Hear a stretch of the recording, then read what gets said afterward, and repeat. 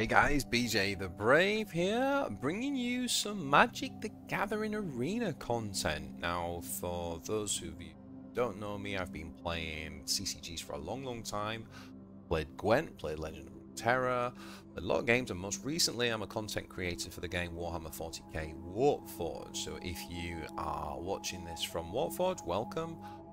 This is me venturing out and playing a little bit of a game that I once loved. Played Magic about 5 years ago, and I wanted to kind of check in and just see kind of like what is the deal, what's the game like now in 2024. When I first started playing, it was quite new, Arena. Obviously Magic's been around for years, but as a digital card game it was quite new and it had some issues that needed ironing out, and I kind of wanted to see what it's like. And so yeah, what I wanted to do is kind of like film this from a perspective of you, if you're here because you're brand new to the game and you have absolutely no idea, or similar to me, you've played Magic before, but you've you know, maybe you've just like lapsed and not played it for a little while and you're going to want to check it out. So this is for you. We're going to walk through the game. I'm going to make a series of videos on the game, so you can kind of follow my progress along, and hopefully you can come along for the ride and develop your own collections too. So the first thing I thought we'd start with is just kind of like a recap on how to play the game, and we'll do that by actually just going through the tutorial. So I'm going to kind of explain and break down the kind of what's happening as well as we do this, and hopefully that will help you as well, because I know the one thing about this game, it can seem quite complex and daunting when you first start, but the game is wonderful. It's full of really deep card pools. You've got the different colored factions, which we'll get into more, which give you a ton of like options for like designing decks and winning in ways that suit your style. So that's one of the real selling points of Magic. So let's get into the basics to start with and check out the tutorial.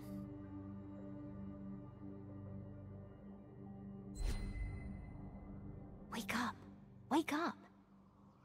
Whew, looks like you barely survived your last battle, but with some training, you'll become a force to be reckoned with.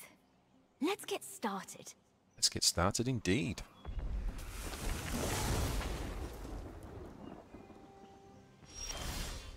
The elves of Llanowar are impressive warriors. Perhaps one of them will help us practice. The forest belongs to the elves. She seems like an enthusiastic... So this is our warlord here, and You'll you can need see to we've draw got mana 7 from health. lands to cast your spells. And this is our opponent, and they've got 8 health. And the idea of the game is obviously to get our opponent down to 0 health before they get us down to 0 health. Now, as our little Sparky just told us, we need to play a land. And unlike other CCGs, to get energy, which is used to play a card, you actually have to play a card called lands, a specific type of card in this game. So as you can see, we have 2 lands here. They're called plains. And if I just basically drag that and drop it here, it will go onto the battlefield. You don't have enough lands to cast anything yet. So that's all you can do right now. So that's all we can do right now. So that gives us 1 energy next turn that we'll be able to play essentially a 1 mana. Play another land so you can summon a creature. Okay, so this time, start of the turn, we always can develop lands. So now we're up to 2. And as you can see there, this Shrine Keeper says that it needs 2. That this icon here speaks to the type of land, or the color of the faction that it needs powering from, and that is basically the white energy or white faction. And we've got 2 plains which are both white lands. So what that means is we have to untapped. So we can either manually tap them like this. Actually, we can just do it by dragging the card and putting it onto the battlefield, and it will tap our land. So you can see that the arrows come up now, and they've kind of gone to the side. That shows that we've used the 2 energy from the lands. Now you can't attack with a unit the turn that you put them on the board. So that's why we just developed it last time, but now it's back to our turn. And so same again, at the start of the turn, we can develop lands, so we do that. Then we can develop our creature. But what I'm actually going to do, oh no, it's because it's practice, it's going to make me do it. There is a second opportunity to play, but we'll talk about that later. So let's just develop for now. Only one of your creatures is ready to attack. Now, the one that we played last turn can obviously attack this turn, whereas this one we've only just deployed, and you can't attack on the same turn that you deploy unless you have an ability called Haste. So we're going to click All Attack, or we could select this unit here and it could attack, or we could have put all attackers. Either way. So as you can see here, it says 2-2. The first number is our power for dealing damage, and the second number is our health. Anyone who's played Hearthstone will be really familiar with that. If you've come from Warforged, in Warforged we have melee attack and range attack. In Magic we just have one attack and that one form of attack, and that's the first number. So we can hover over this Treetop Warden and it'll give us details. There's no special abilities. If they were, it'd be in that big box there, that white empty box. But none of these cards have special abilities because it's just training. So this turn, it's our turn. We don't have any lands to develop, sorry, but we've got 3 untapped. And this thing says it needs 2. So it needs 2 mana, and that means it can be from any type of mana. And then it specifically says it needs 1 white mana. Well, we've got 3 white, so that covers that requirement. So we can now develop the Loxodon Linebreaker. Down it goes. And now we can attack with both of these guys. Now he gets to basically, what happens in this game is when we select to attack, we automatically attack face. And what happens is our opponent gets to then line up their defenders like against our thing. So we have to be conscious of that. So because he has a 2-2, that's why I've attacked with both of these, because if he blocks, right, obviously he'll take 2 damage and die, but he'll also deal 2 damage to us because they fight at the same time, and one of ours will die. But if he had 3 health, that would be a real problem, because we'd do 2 damage to him, whereas he would kill us. And what's different about Magic is at the end of a combat phase, at the end of the turn, damaged units go back up to full life. So it's not like Warforged, where if you damage a unit, it will stay damaged, it'll go back up to full life. So it would be a wasted trade. So we're going to just go ahead and commit that. Been blocked. So he's blocked us with this Treetop Warden, and you can see our power hits his toughness, and his power hits our toughness. And then a 2-2 versus a 2-2, that equals a draw, and we both basically die. Okay. And that meant that that one had nothing blocking it and got through. Pity I have to crush got him down to 4. So he's now got 4, or she's got 4 lands. So she deploys this big problem. Big problem. So we're going to play a Plains. That beast will destroy your creatures if you attack now. So what we're going to do is not attack, because if we attack here, one will get through, because he's only got 1 blocker. The problem is he will just kill one of our units for nothing. So he's kind of getting back, that early tempo that we got, he's kind of getting back into the game. So what we're going to do is not attack. You've shown spirit, but I will show you strength. You'll show me strength, will you?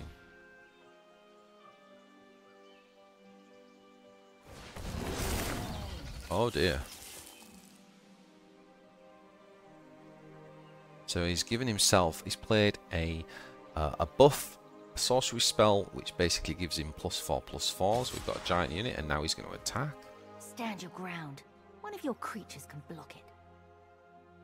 What we'll do is we'll just block it with this 2-2 here. And then we activate our blocker. So that stops him from hitting our face. And so you can use little units to just chump block your opponent. Obviously that's the end of the turn, so his temporary boost goes back now to 4/4. Now, this says sorcery, which means that we can play it just like we played a unit. We can actually cast a spell, and it says destroy a tapped creature. Now, because he attacked last turn, you can see again, like the lands when we play them, that the arrows come up and it's turned to the side. That means that it's now tapped, and that's something you've got to weigh up when you attack or don't. So because he's attacked, he's tapped, and this ability specifically says destroy a tapped creature. So we're going to go ahead and play that.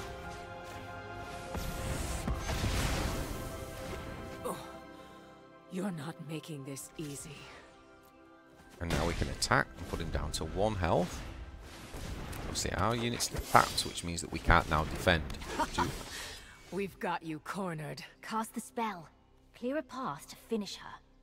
Now this spell says, tap all creatures your opponent control with toughness 2 or less. So we're going to do that. But because they're now tapped, that means they can't block. So if I attack, I'll Well get through fought, and we win. outsider. Okay, nice. So the good thing about the tutorial is it's going to kind of add new bits in each battle. We play 5 battles and it's going to kind of add something new, so it's going to help us build gradually on the rules. Surprise attack!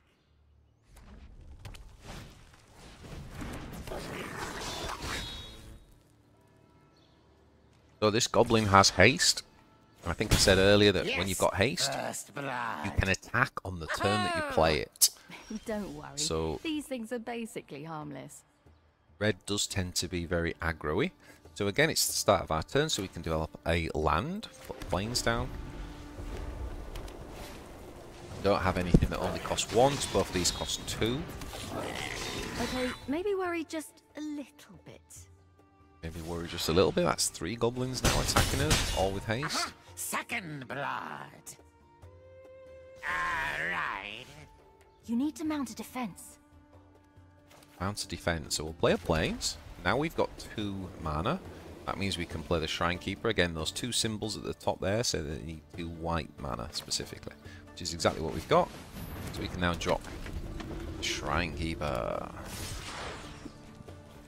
Okay.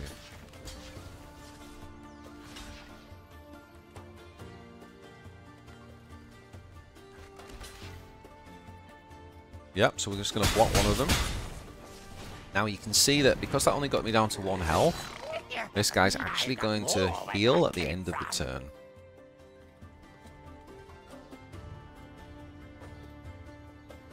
Yeah, creatures heal all damage at the end of the turn. So we're going to play a plains. Now we're up to 3 energy, so we could play the cat. And the Shrine Keeper, because that cost us 1 energy and that cost us 2. Aren't tough enough to survive being blocked. Hold them back. So we're not going to attack, because if we attack, the 3/3 is going to block, right? And it's going to mean that we just lose one of those cards. Everybody but me, charge!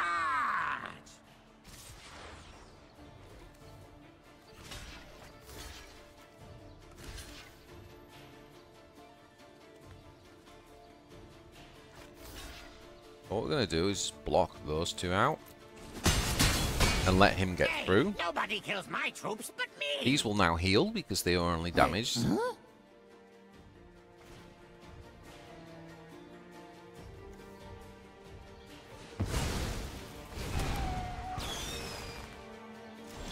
Ouch.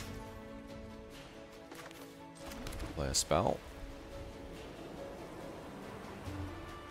I think what we're going to do is like just attack with these 2, just in case he's got something that has haste. Ow, ow, ow. Keep the Sanctuary There's Cat an back. army of expendable minions when you need one. Oh, here it is.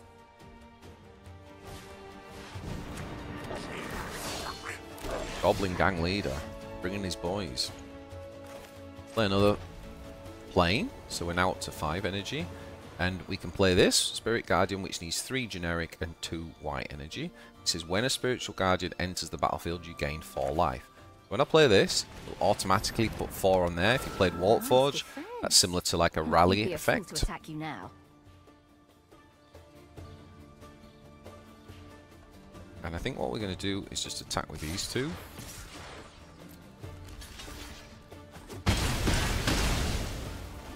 So what you saw there is he put 2 1/1 defenders onto one of my attackers. So when you've got defenders, you can put multiple defenders on, and that's how he managed to kill my 2/2.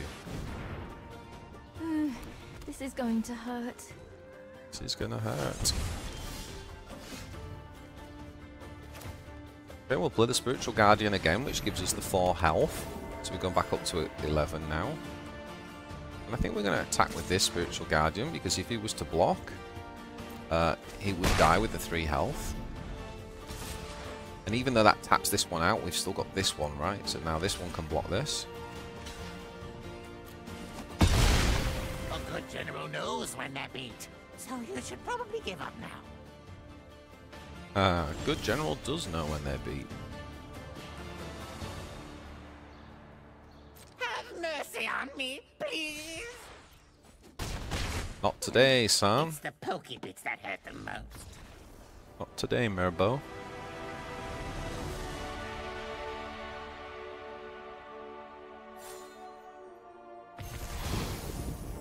Okay, so as we go through, we unlock a couple of cards as well.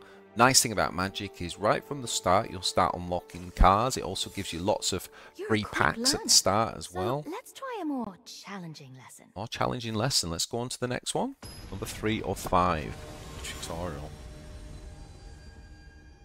If you're enjoying this so far, guys, feel free to hit that like button and subscribe to the channel. He might look like any other merfolk. We're definitely going to be his taking knowledge is you through my progress with the game and basically help you with starting your own Magic collection. I will teach you. Zephyr Goal. Now this thing has flying. Birds fly freely, unfettered by earthly bonds. Now the thing about flying is that it basically goes over the top of you. So if I had a 1/1 down here, normally you could just defend and block when they attack. But when they have flying, unless you're also flying or you have an ability called Reach, you can't actually block a flyer. So one of the advantages, and blues have quite a lot of flyers. So real advantage is that you can have flying builds and they're really hard to block. So what we're going to do is we're going to develop the cat because she only costs 1 mana. But sadly she's not flying, so she won't actually be able to block this goal. Everything is connected. You must understand the air, land, and sea.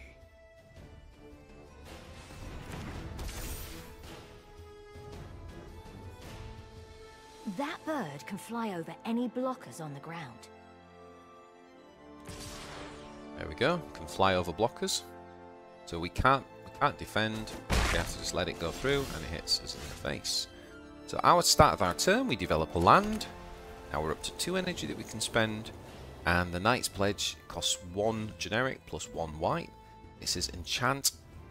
Enchant creature. Creature gets +2/+2. Good. You've been paying attention. Now we can attack because he's tapped out, so he can't block us. He's going to go and attack straight away, and again we can't block it because A, we're tapped out, and B, we can't because it's a flyer. Sight of your true goal. Is that crab wearing a pirate's hat?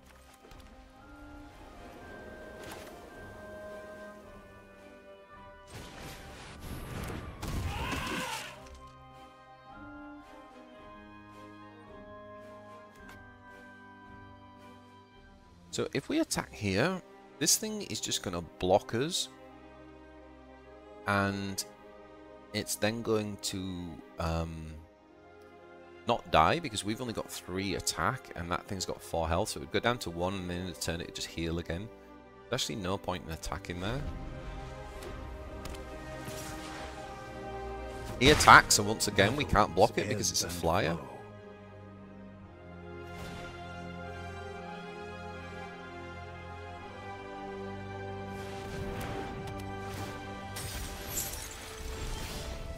Keep going. He's running out of cards. Now, he's been very impressive and he's very ahead of us, but he is running out of cards because he's a very fast aggro deck. So we're going to play another plane, and that's going to give us up to 4 energy now. And now we've got some options. So this thing here says enchanted creature +2/+2.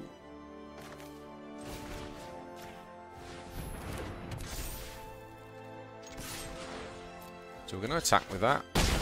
He does block us with the 0/4, but now we're big enough to actually kill it. Again, we can't stop this flyer. If you keep done to a lot the of serious shallows, damage. you'll never learn the secrets of the depths. Wow, that sounds deep. Draw 2 cards. Okay, can refill. It's another crab down.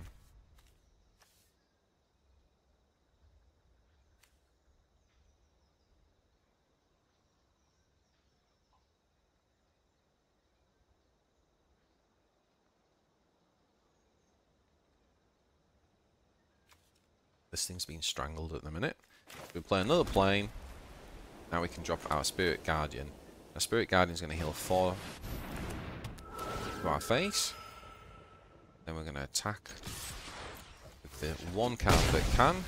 Again, he blocks us with the Skull Crab. That flyer has done some serious work. If you make big waves, do not blame the ocean when you get carried away. His lessons are just so majestic. Ah.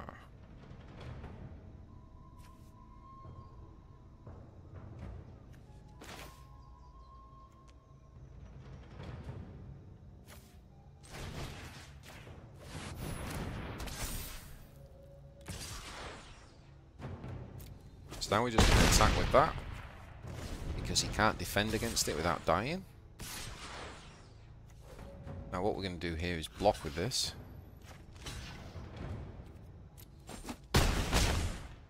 The student is a river. The teacher is an ocean. The master is also an ocean. Wait, what? That last one sounds a bit fishy. Now because he attacked with both those units, okay, he did deploy You know one what? more thing. Mystic So the Isle only thing that section can of isn't defend even a is merfolk. this Pelagosaur. But because So, we put flying on our actually, I Guardian, don't know who this guy is. this guy should be able to I attack. apologize. It was just nice to have some company. Put that on there if we want. Just attack with everything, and he shouldn't be able to stop it. It was fun while it lasted. So that couldn't be stopped because those two were tapped, and that didn't have fly, so we couldn't stop our flying Spirit Guardian. And we get the win.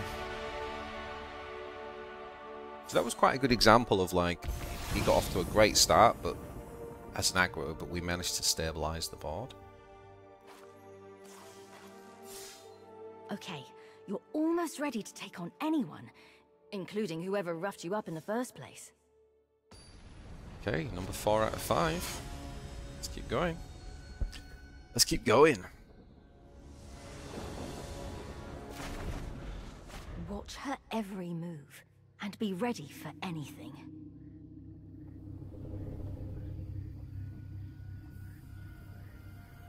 Oh, what pretty little thing has wandered into my web?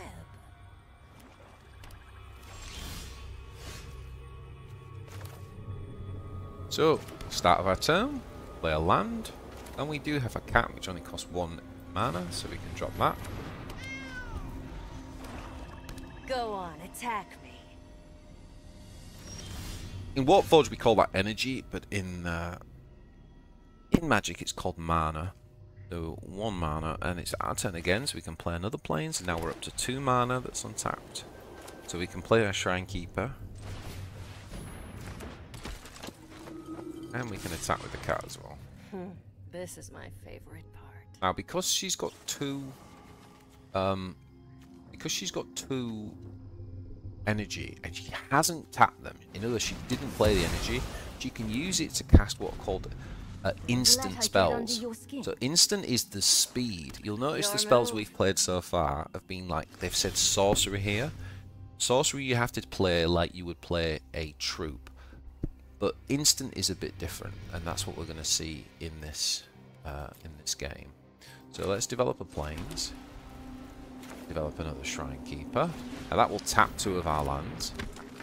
But we can see again, look, that she has 3 swamp that's untapped. So if we were to attack now, what she could then do is spend her 3 unspent swamp on an instant spell that could kill that.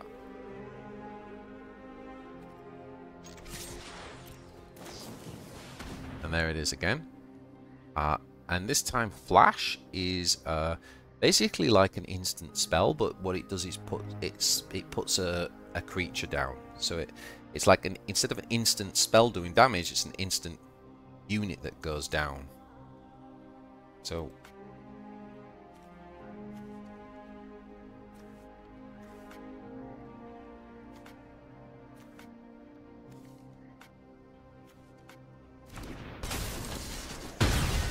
it manages to come down and basically block instantly. No, we didn't see that coming. Well played. Okay, so this turn we get to play at this.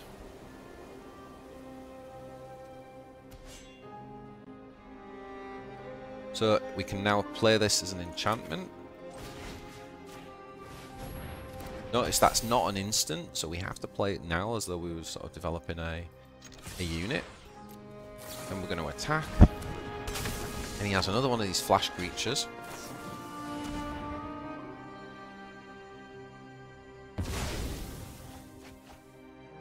Aw, we don't even get a hit in.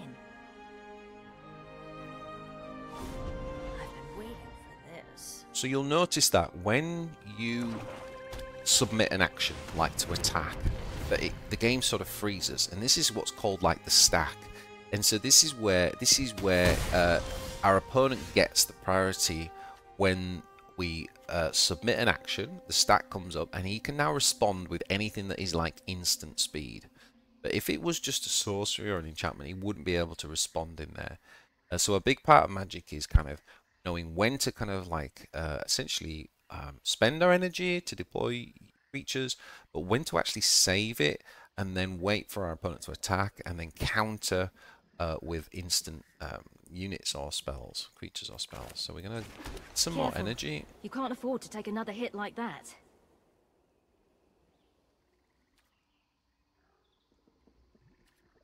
And we're not going to attack this turn. Block first. Then it's time for some trickery of your own. So now we're going to get to see how instant works when it's the other way around, right? So he attacks us.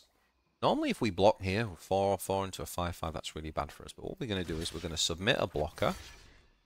And when we submit this, it will go back to him to say, has he got anything instant? And he hasn't. So now it comes back to us to play something instant. And we have an ability here that says, target a blocking or blocked creature that you control. This now gets 2/2 until the end of the turn. Oh, that's exactly what we've got. So that will go up to 6/6. All of a sudden, that trade now favours us. Very clever. We go down to 1 health, but of course that will heal at the end of the turn. Now we can just attack with this.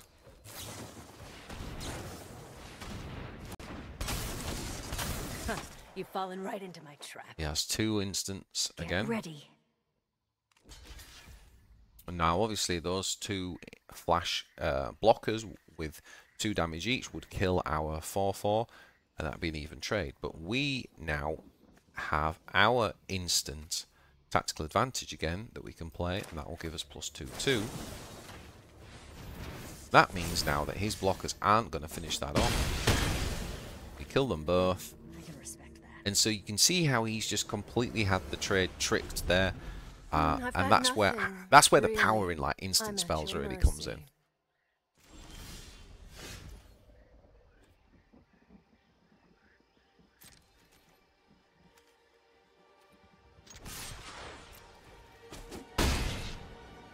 We're going to attack again. You've let your guard down.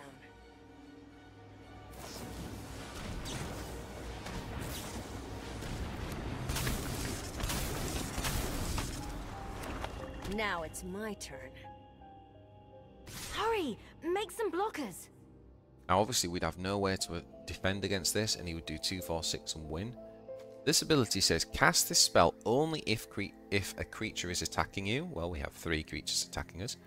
Create 3 1/1 white spirit tokens with flying. And this is, again, really importantly, this is instant speed. So we can play this now, once he's committed to attacking. Suddenly, we can block all of these.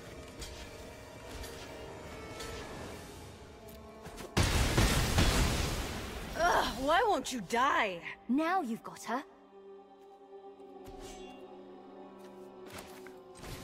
So we're going to put that on there.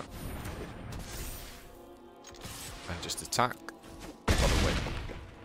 I'll be in touch. So yeah, guys, what we learned in that one is really starting to understand now this this back and forth that we get when we commit an action, and how instant things with instant speed can end up tricking the trades and giving us the win. This is something that's very different to Magic, to Hearthstone or to Warpforge, where once you attack, your opponent doesn't get an opportunity to kind of like respond in that way with spells and things, and so that's something that is very different and adds an extra layer, if I'm honest, of like tactical back and forth. Okay, so we get a few new cards, and we've just got one more job. That was some quick thinking. training to do. Sorry. When we first met, you looked within an inch of your life, but now you're unstoppable. Unstoppable. Who are you fighting in the first place, anyway? Big dragon. Oh. Nicol Bolas. Nicol Bolas. After I annihilated you, I really didn't expect to see you again. Here I am. What? This is a terrible idea. Give up, Sparky. There's no way you're prepared for this guy. What? They don't call me Dragon Slayer for nothing.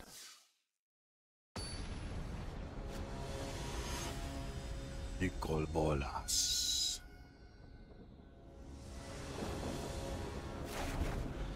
I'll make a deal with you, Planeswalker. Defeat me, and I'll let you go. Lose, and you will serve me for eternity. Fight as if your life depended on it. Okay, so we play up Plains to get some mana. He's beating us. Sometimes you need to make a tough decision.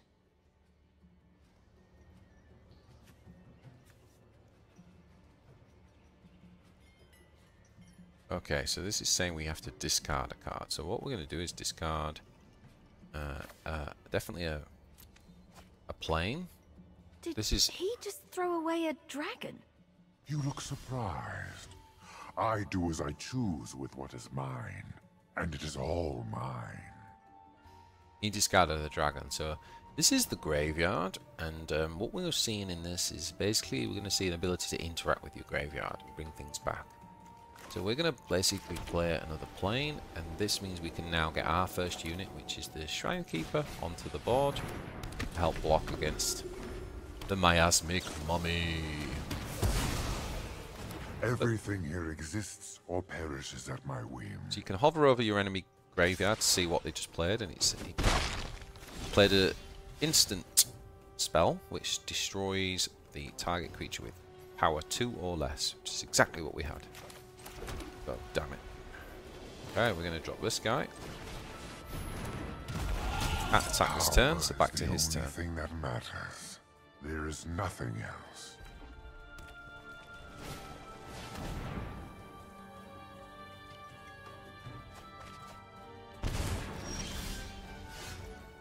Okay.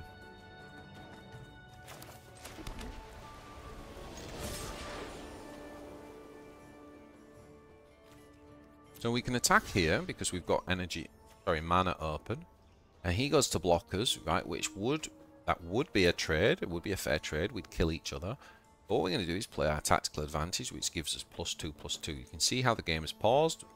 The initiative's come back to us because he submitted a blocker.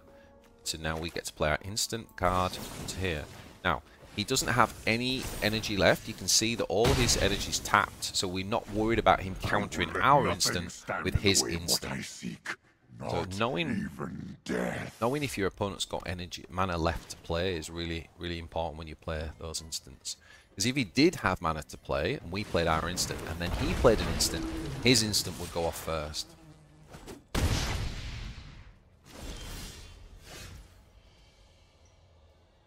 Okay, so we can drop the planes. And we can go ahead and get ourselves 4 extra life here. Just attack with that guy. Enough of this.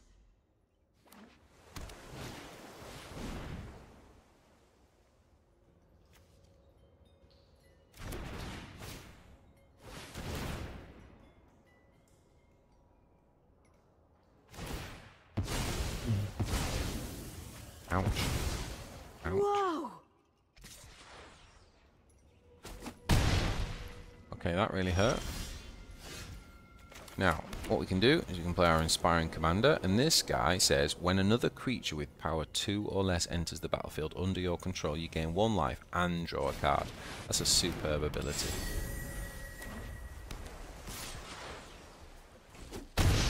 We're not going to block that.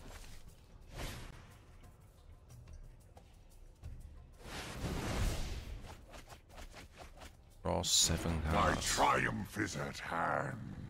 Wow.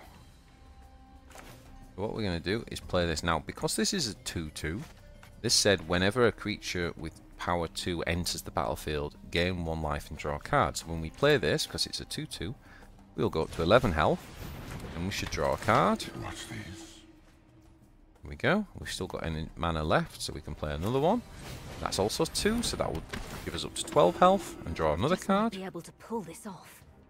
And this is sorcery. Destroy a tapped creature. Look how perfect that is, boys. The Volcanic Dragon is tapped because it attacked us last turn. So now we can play this.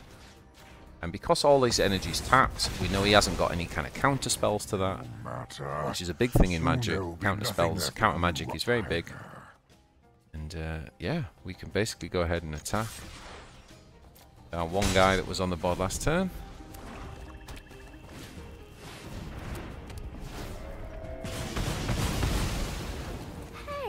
Ouch. All succumb to Bolas. Bolas. Nico Bolas.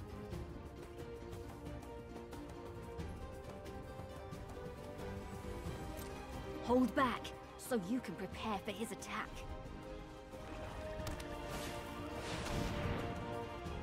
He plays another big dragon that has haste, so he can attack me, and that'll be a lot of damage.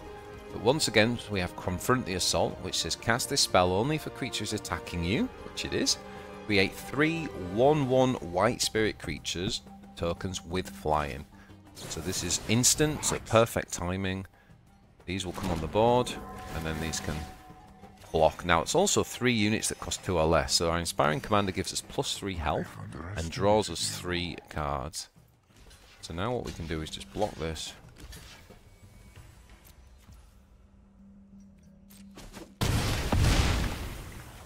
Save our face.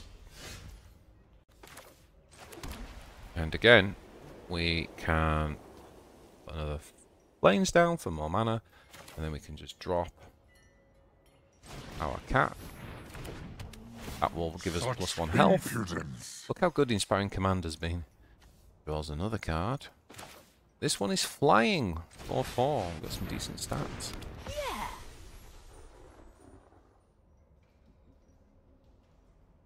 An angel. Do you really think a mere angel will stop me? My power is beyond that of a god.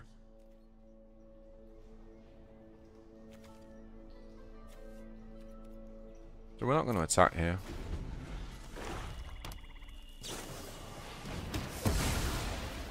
He finally destroys the Inspiring Commander. Look how good the Commander was. Really kept us in the game there.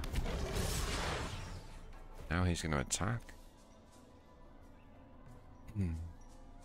So, yeah, what we'll do is basically...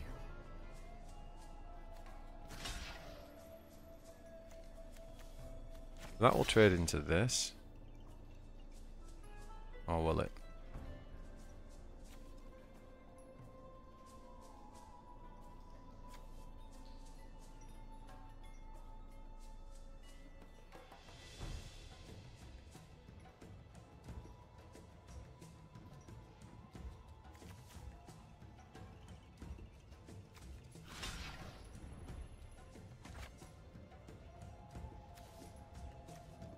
If we submit that 1 blocker onto there, and then he gets a chance to put instants down, he doesn't, so now it's back to us, and we're going to play tactical advantage on this.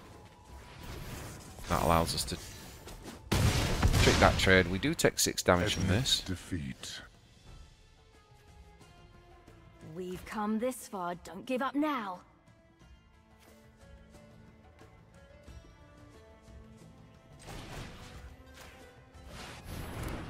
I'll play that on the cat.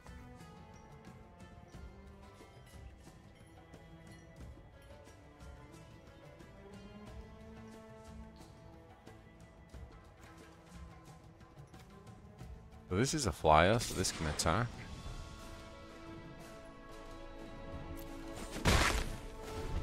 My patience is wearing thin. Let's finish it.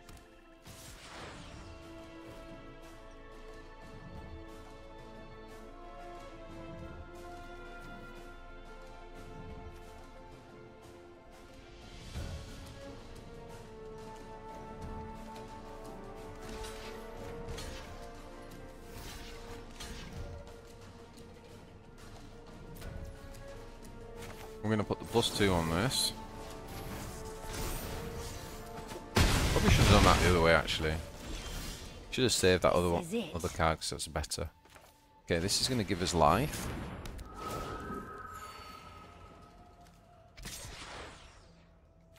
Let's do an attack.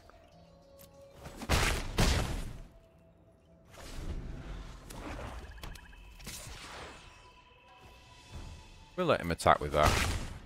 He only does 1 damage to us, and now he's tapped, which means that he can't basically block against us. So if we attack with all 3 of ours, we win the game. Ah, I'm impressed. So you see how you've got to use your life as a resource. Sometimes you've got to just let them attack, because then they'll be tapped, and that means that they can't defend when you attack.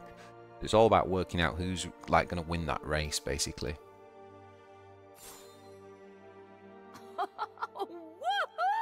Woohoo! That dragon better think twice before he tries messing with you again.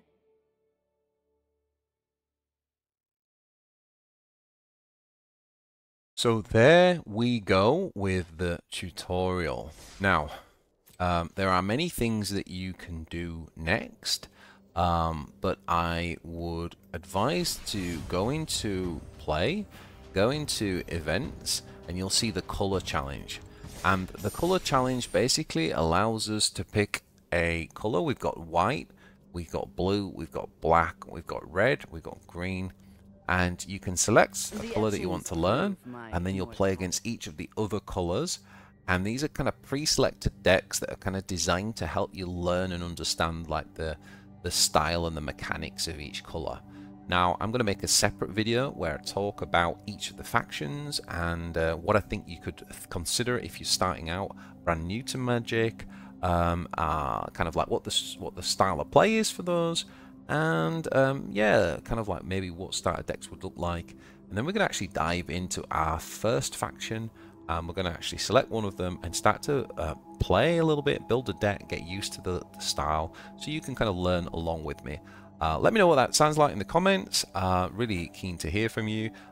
Feel free to like and subscribe, and I'll see you in the next one, guys.